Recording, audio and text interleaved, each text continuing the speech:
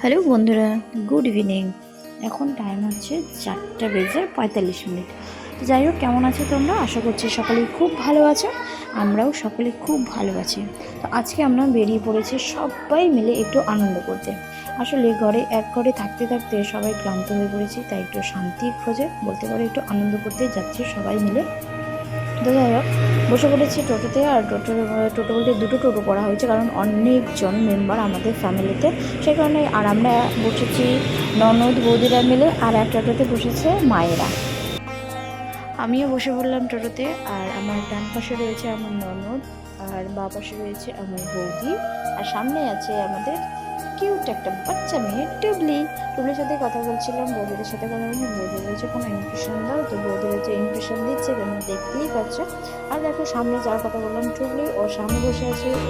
ও তো ভীষণ খুশি, টোটোতে উঠে টোটো থামলেই কান্নাকাটি করছে।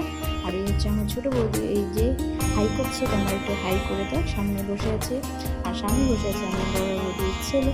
বড় বৌদির ছেলে তো মুখ দেখাতে চায় না, সেই কারণে মুখটা ঢেকে নিচ্ছে, লজ্জা করছে। আর এটা হচ্ছে একদম তাই।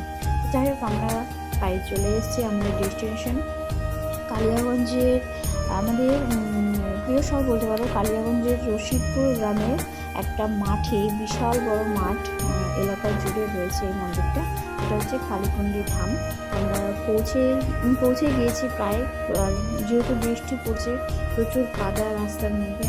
তো এখানে এসে সত্যি খুবই ভালো লাগলো, জায়গাটা অপূর্ব।